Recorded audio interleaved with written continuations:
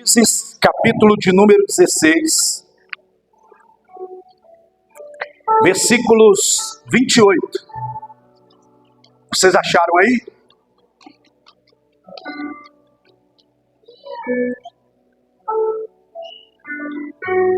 Todos acharam, irmãos? Podemos ler, queridos? Amém?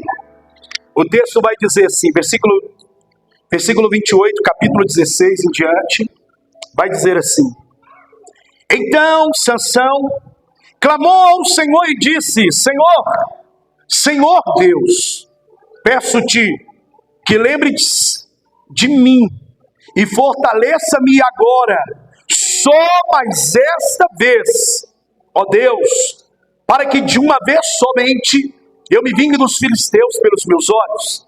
Abraçou-se, pois, então, Sansão as colunas no meio em que sustentava toda a casa, e arrimou-se sobre elas, e com sua mão direita em uma, e com a mão esquerda sobre outra, e disse Sansão: morra eu com os filisteus.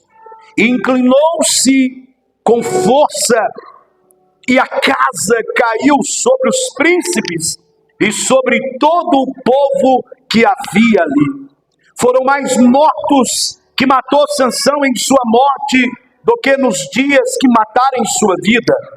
Então seus irmãos desceram e toda a casa de seu pai tomaram-no e subiram com ele e sepultaram-no entre Zorá e Estaol, no sepulcro de Manoá, seu pai, e julgou este Israel por 20 anos. Diga graças a Deus. Levante sua mão direita e repita comigo assim: Senhor, dai-me força. Senhor, só mais uma vez, dai-me força, no nome de Jesus. Irmãos, é tempo, é o momento de eu e você vivermos o tempo de Deus em nossas vidas. Amém? Fala comigo assim: é momento de viver o tempo de Deus em minha vida. E a primeira coisa que você precisa entender aqui, queridos, olha para mim: não subestime o ambiente que você está. Não subestime a atmosfera, que você está, por exemplo, quando a Eliette, pastor Denis, eles após o louvor aqui, conduz vocês à adoração, e isso é automático, irmãos, o nosso coração pede, o Espírito de Deus clama dentro de nós por essa presença, por esse anseio. Então o que eu quero te dizer, queridos, não subestime o poder que há no ambiente em sua vida. Irmãos, olha, entenda uma coisa: ambiente tem o poder de nos influenciar, seja para as coisas más, seja para as coisas boas. O ambiente, ele tem esse poder. O ambiente, ele tem o poder de modelar o nosso caráter. O ambiente, ele tem o poder de deturpar o nosso caráter, a nossa identidade. Mas ele também tem o poder de potencializar, queridos, as nossas vidas. O ambiente também tem o poder de travar. Por exemplo, você já trabalhou com alguém que murmura o tempo todo, que reclama o tempo todo? Como que o ambiente fica opressor, como que o ambiente fica ruim. Irmãos, o ambiente, ele tem o poder de te empurrar ou de te reprimir. O ambiente, ele tem o poder de te aprisionar, ao ponto de você acreditar que a condição a qual você está vivendo, a geografia a qual você está, é a única maneira, é a única forma de viver. Isso, irmãos, é tão perigoso porque nós limitamos dentro da condição, dentro do lugar o qual nós estamos. Nós criamos essa condição, por causa do ambiente que fomos criados, por causa do ambiente o qual nós estamos. E vivemos segundo aquilo que é o estado daquele ambiente o qual nós estamos. Achamos, queridos, que a única maneira de viver é a partir dos limites que colocaram diante de nós. Já viu quantas pessoas que às vezes você fala: isso é possível, sai da bolha, é possível você fazer isso, É possível você correr atrás disso. É possível você mudar a sua vida. É possível você mudar o seu ambiente e as pessoas se arremetem àquela condição a dizer que não é possível. Irmãos, isso é perigoso. É perigoso passar a vida toda achando que aquela condição é a sua identidade. E aí a gente pega geralmente a pessoa falando assim: não, o lugar que eu estou é o que eu sou. O limite que colocaram dentro de mim é exatamente o resultado da minha vida, daquilo que está à minha volta. E sabe o que a gente vai viver, irmãos? A gente percebe, sabe o quê? Que o lugar que a pessoa se condiciona, ela se torna aprisionada por aquela condição. Você quer ver um exemplo? Quantos que nasceram depois do ano de 2005? Né? E se você falar, por exemplo, com um menino desse aí, né, com um jovem desse aí, né, olha, é possível viver sem internet. Como? Viver sem internet? Sem Twitter, sem Instagram, sem TikTok? Não é possível. É impossível isso. Obrigado, filho. Deus te abençoe. É impossível isso, não tem condições. Irmãos, por quê? Porque eles nasceram nessa geração, eles nasceram nesse tempo.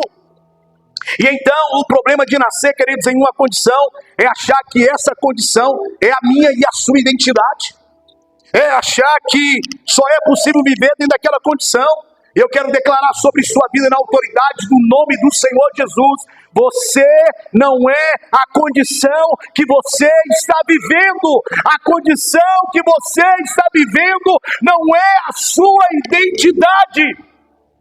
Não confunda, queridos, condição com destino. Condição é um processo. Condição é um processo, irmãos. E existem coisas que nós estamos passando, que nós estamos vivendo. Isso não significa que é o que eu sou. Isso não significa que é o que você é. A sua condição não te define. A condição ela é temporária, a condição ela é momentânea, a condição é processual. A condição que você está vivendo não é a tua definição. E por que isso? Porque a Bíblia vai dizer em Romanos capítulo de número 8, versículo 18, a Bíblia diz assim: porque para mim tenho por certo que as aflições deste tempo presente não são nada comparada à glória que há de ser revelada no nome do Senhor Jesus. É momentâneo, é passageiro, é processual, irmãos. Paulo está dizendo a eu e a você o seguinte: eu não sou o sofrimento. O sofrimento faz parte da minha realidade, da minha vida, sim, mas eu sou destinado à glória que há de ser revelada sobre a minha vida. É o que eu e você precisamos declarar, queridos. Sabe o que eu quero te dizer aqui? Entenda uma coisa: não deixe que a condição, não deixe que o processo, não deixe que o ambiente venha fazer você esquecer da promessa de Deus. Fala com o seu irmão assim: não permita com que o processo venha fazer você esquecer das promessas de Deus. Não permita isso, queridos. A glória que é reservada para a minha vida e para a sua vida, é a vontade do Pai. Queridos, entenda uma coisa, eu quero te dizer aqui, entenda, olha, o nome do Senhor Jesus: se eu tenho promessa, se você tem promessa, eu prefiro acreditar nas promessas de Deus, e eu me movo na direção dessas promessas. Então, queridos, entenda, nenhuma condição, nenhuma dificuldade terá o poder de definir a minha e a sua identidade, no nome do Senhor Jesus. E sabe por quê, queridos? Porque a minha identidade, a sua identidade já foi definida no Calvário por Cristo Jesus. E Ele declarou, derramando o sangue dele no Calvário, que Ele colocou eu e você assentados nas regiões celestiais juntamente com Ele. Eu sei quem eu sou, eu sei o que eu tenho, eu sei as promessas que foi liberada sobre minha vida. Eu creio nela, eu confio nela, eu recebo a palavra que foi liberada sobre mim e eu caminho em direção a essa promessa. Eu isso, eu continuo crendo nas promessas de Deus para a minha vida. E queridos, isso é tão perigoso, ficar prisioneiro da situação, porque vai passando o tempo, a gente acha que aquilo é normal. Não, aconteceu na vida dela é normal, pastor. Todo mundo sofre isso aí, todo mundo vive isso aí, todo mundo faz isso daí, é normal, pastor. Irmãos, as condições, as coisas vão se repetindo e impede você de crescer, impede você de romper, impede você de conquistar, de avançar, e a gente vai nos confortando com aquele ambiente. E aí, irmãos, entenda, isso nos faz viver situações as quais Deus nunca planejou para nós. Sabe por quê? O livro de Juízes, irmãos, o livro de Juízes é o território da promessa. 40 anos Israel pelejou, 40 anos Israel caminhou, 40 anos Israel viveu milagres no deserto que ninguém viveu, que ninguém experimentou. E agora, o livro de Juízes vai narrar que eles estão no território da promessa. E no território da promessa, eles estão vivendo uma vida acostumada. No território da promessa, está tudo bem, está tudo numa boa, está tudo tranquilo. No território da promessa, eles estão ali acostumados, confortáveis com aquela situação. O livro de Juízes vai narrar isso, irmãos. Ele retrata essa questão. É o povo que está no território da promessa. E estão ali, queridos, vivendo longe daquilo que é a promessa de Deus para eles. E eu quero declarar que esse lugar que você está aqui, a igreja, é o território da promessa.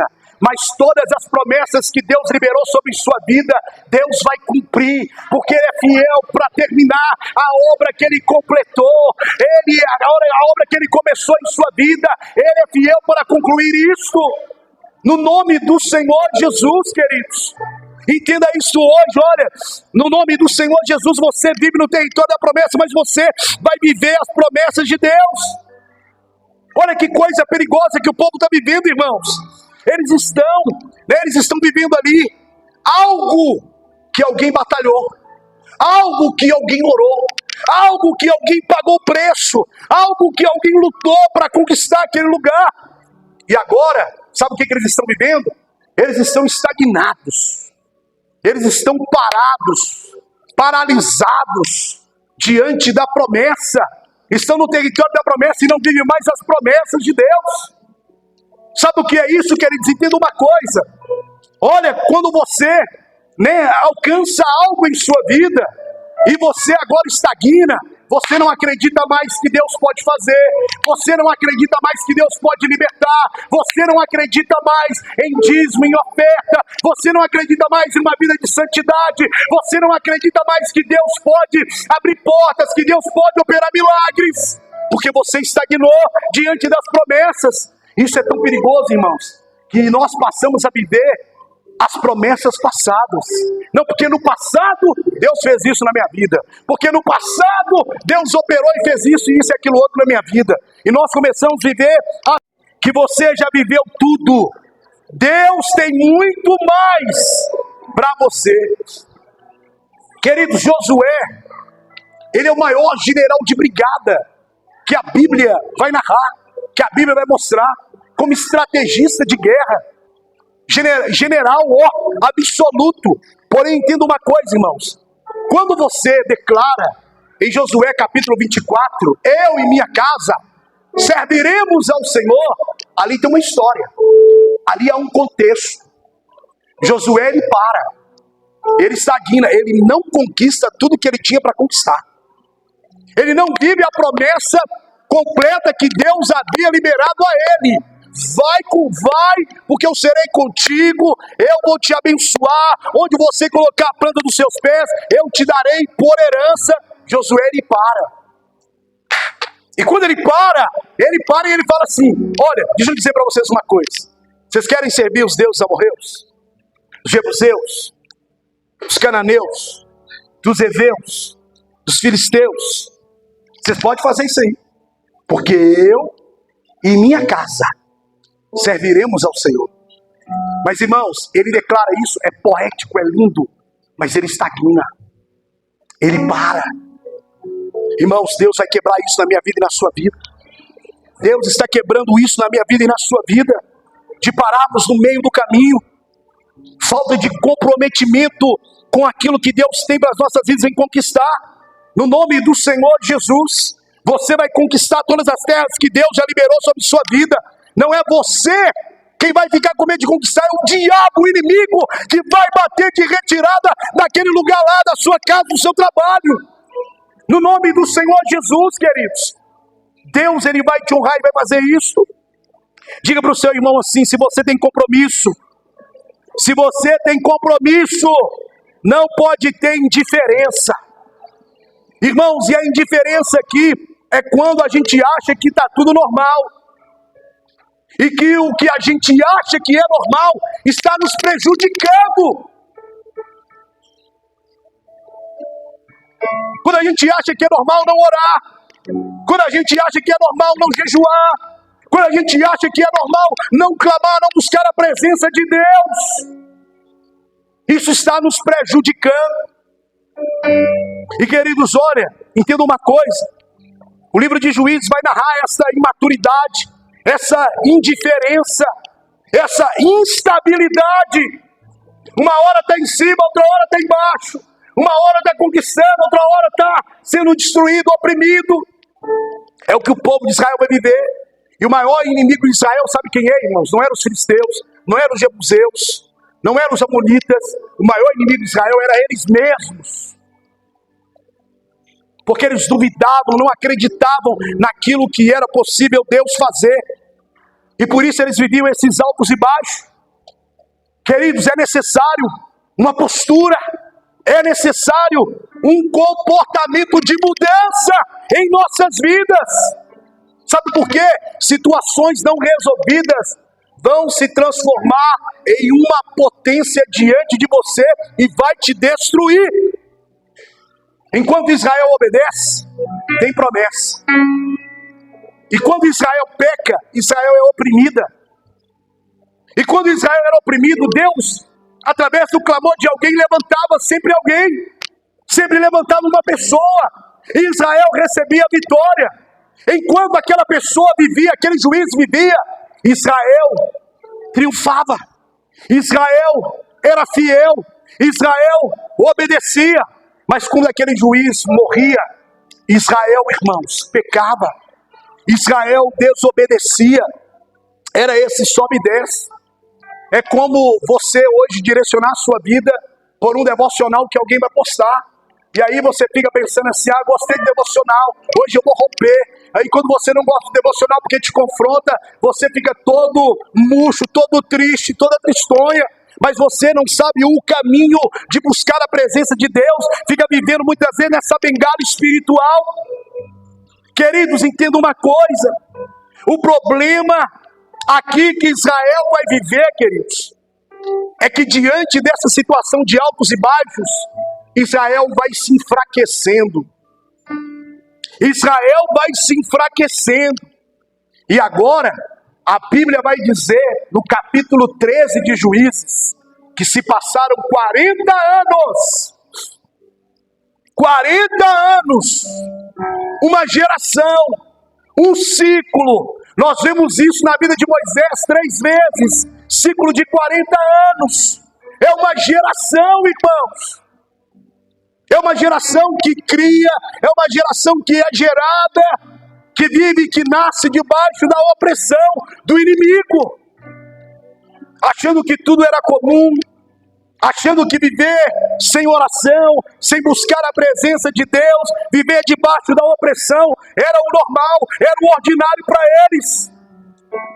Só, irmãos, que oração sempre movia o coração de Deus, e Deus trazia livramento, irmãos.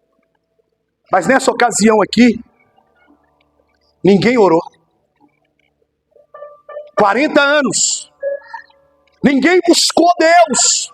Ninguém buscou a presença de Deus para que Deus quebrasse aquele ciclo de opressão dos filisteus sobre Israel. Israel está prisioneira. Ninguém ora, ninguém clama. Irmãos, todos os juízes que Israel teve, alguém orou, alguém clamou e Deus suscitou alguém. Mas Sansão não.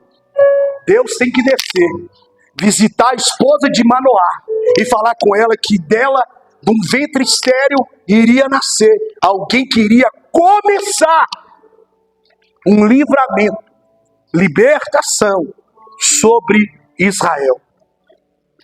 Todos os outros juízes, Deus levanta trazendo resposta por causa de alguém que orou. Mas ali ninguém ora, irmãos, porque eles estão acostumados com aquela prisão, eles estão acostumados com aquela opressão. Quando você chega na narrativa, porque Sansão ele arruma uma confusão lá, preocupado em viver sua vontade, ao invés de viver a vontade de Deus, que era libertar o povo, começar algo que Deus havia o comissionado para fazer. Sansão lá, ele está lá junto com os enigmas, junto com aquilo que ele acha que o povo tem que adivinhar, que o povo tem que trazer resposta, e ele agora casou, ele bateu o pé. Eu gosto dela, pai, eu gosto dessa filisteia aí, eu vou casar com ela. Ele vai lá, casa, e aí ele solta o enigma para que seja decifrado por 7 dias, e então eles vão lá, né, oprime a esposa, fala que vai matar a esposa, fala que vai matar a família dela, e Sansão é obrigado a fazer, a revelar o enigma. Só que eles entendam uma coisa, a Bíblia vai dizer no capítulo 15, versículo 11 precisamente, que 3.000 judeus vão atrás de Sansão na caverna, depois dele colocar lá as 300 raposas para queimar, né, ali o campo dos filisteus. A Bíblia vai dizer que esses 3.000 homens, eles olham para Sansão e falam o seguinte com ele: Pereira, por um acaso você não sabe que os filisteus dominam sobre nós? O que você foi arrumar com eles? Que problema que foi esse que você foi arrumar com esse povo? Eles dominam sobre nós. O povo estava acostumado, irmãos, com a opressão. O povo estava acostumado com aquela situação. Israel havia gostado de ser prisioneiro. Por quê? Porque cansou de lutar. Cansou. Tem casamento aí sendo sucumbido porque o marido e a esposa cansou de lutar. Tem filhos sendo aprisionados pelas drogas, abandonados, irmãos, porque os pais cansaram de lutar. Você deixou de sonhar com aquilo que o seu coração almejava, com uma vida financeira e profissional melhor, porque você cansou de lutar, cansou de acreditar nas promessas. Eu estou falando aqui de crianças que nasceram, se tornaram adolescentes, casaram, constituíram família, se tornaram adultas, mas não conheciam Deus, não sabiam o que era o preço da liberdade, porque já nasceram na condição de prisioneiros. E o perigo aqui, irmãos, para quem nasce como prisioneiro, dentro dessa condição, porque acha que essa é a única maneira de viver. E aí quando você propõe algo para que a pessoa saia da bolha, a pessoa olha e fala assim: não, pastor, isso aí é história. Isso é conto de fadas, isso não tem como acontecer, isso não tem como vir acontecer em nossas vidas. Eu quero te dizer hoje, não se acomode, não se acomode com a escravidão, não se acomode com a dor, não se acomode com a sua história, não se acomode se você ainda não viveu aquilo que Deus chamou para viver. Queridos, no nome do Senhor Jesus, chega de se acomodar com essa situação. Sabe por quê? Não é normal gritaria dentro da sua casa. Não é normal ver os filhos se perder. Não é normal essa disputa, às vezes, uns com os outros, no local de trabalho, tentando puxar o tapete um do outro, enchendo o seu coração de inveja pela posição, pelo salário do outro. Não é normal, irmãos. Não é normal a crise. Não é normal a depressão. Não é normal, irmãos, essas questões. Não é normal a falta de oração. Não é normal o inimigo mexer no seu casamento. Não é normal o inimigo mexer na sua casa, na sua família. Não é, queridos. Deus tem muito mais para fazer. Deus tem muito mais para fazer em sua vida. E aí é o seu posicionamento. Se ninguém faz, eu faço. Se ninguém toma uma posição, eu tomo. Se ninguém começa uma mudança, eu começo, porque a mudança começa em mim e em você, queridos. E Sansão, irmãos, ele veio para começar aquela mudança. Deus, irmãos, ele se manifestou no ventre, em um ventre estéril, em um terreno estéril, para trazer uma resposta para aquele povo que estava cativo e oprimido. Sabe por quê? Porque o nosso Deus, ele faz o impossível acontecer. O nosso Deus é o Deus das impossibilidades. Chega, irmãos, de não terminar o que começou. Chega de procrastinar. Deus te chamou para sair dessa situação. Deus nos chamou, queridos, para viver a sua promessa. No nome do Senhor Jesus, queridos. É possível se tornar alguém que vai fazer a diferença em seu tempo.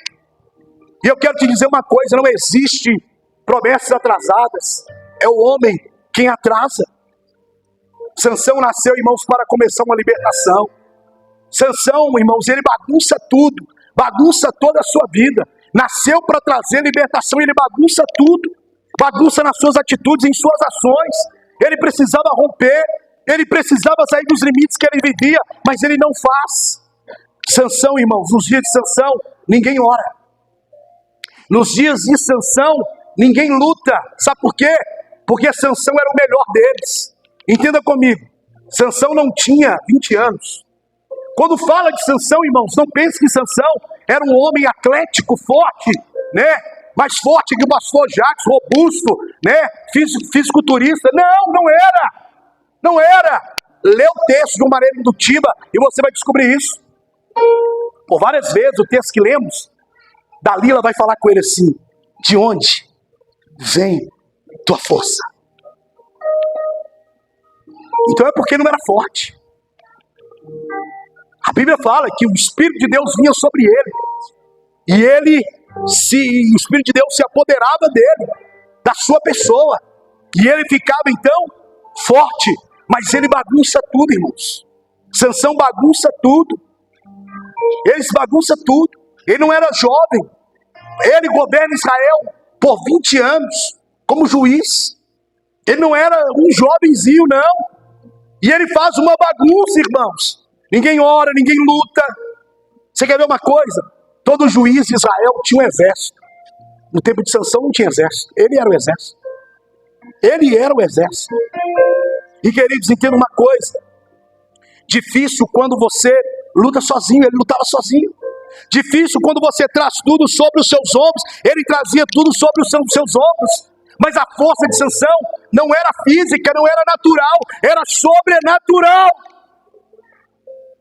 Deus dava a ele essa força. Deus trazia essa força sobre ele. E queridos, entendam uma coisa. Sansão, ele faz a bagunça que faz. Ele sabia do seu voto de nazireado.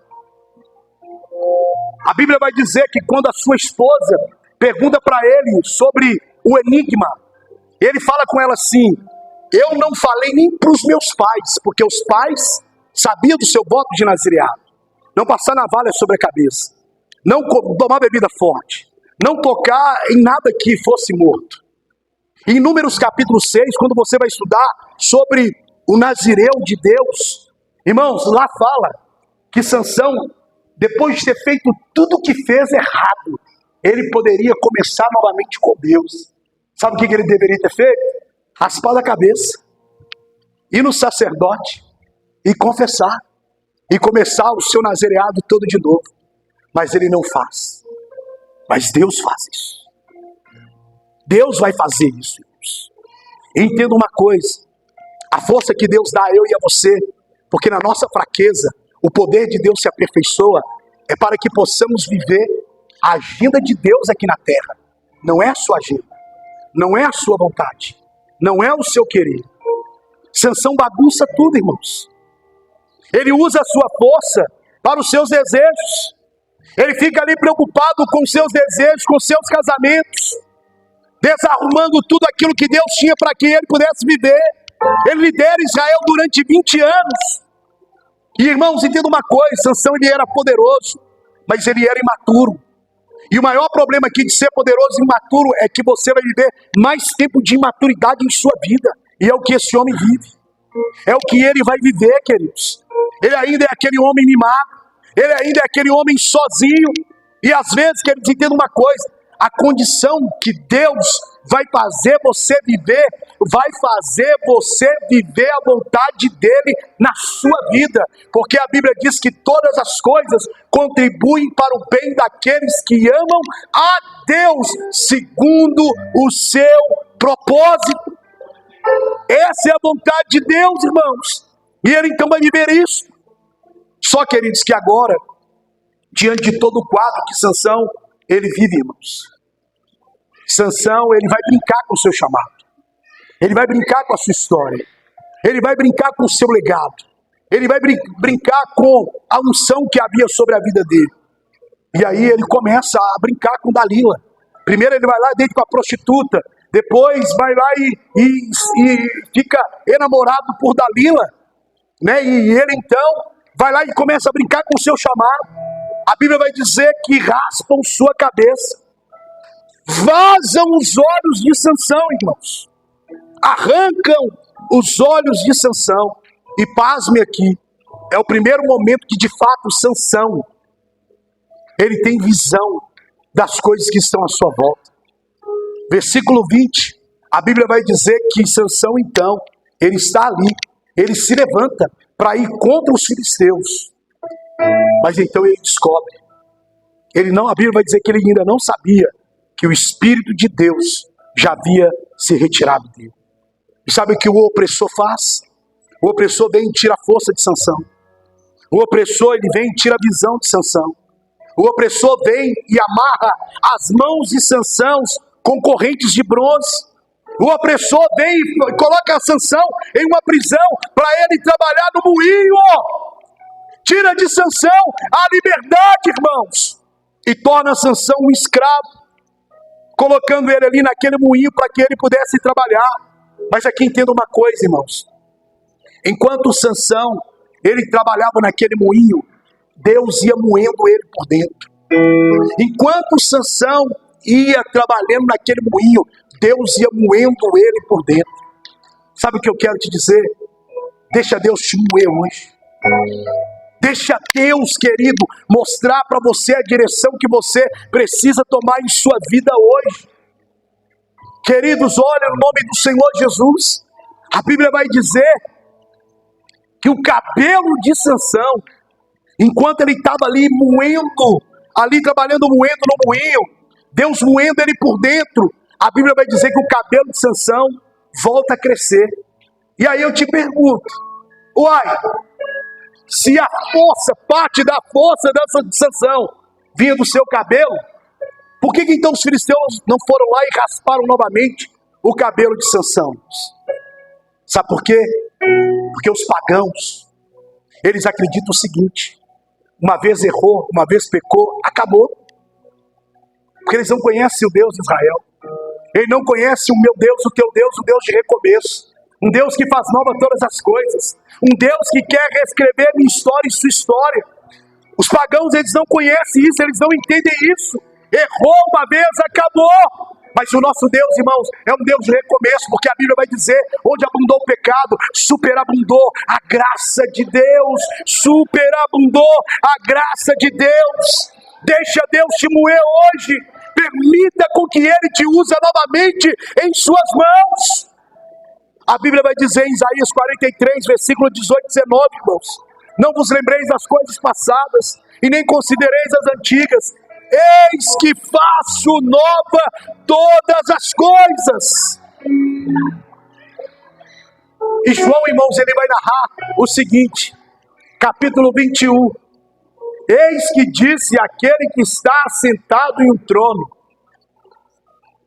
eis que faço nova todas as coisas.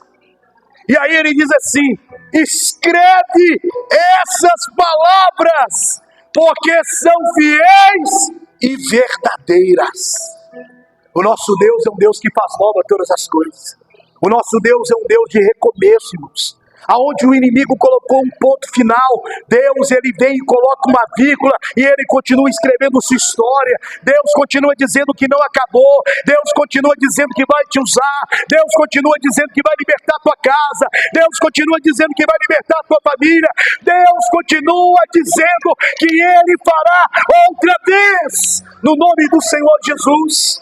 Deus está, querido, colocando algo novo. Deus está trazendo algo novo. Deus está começando algo novo.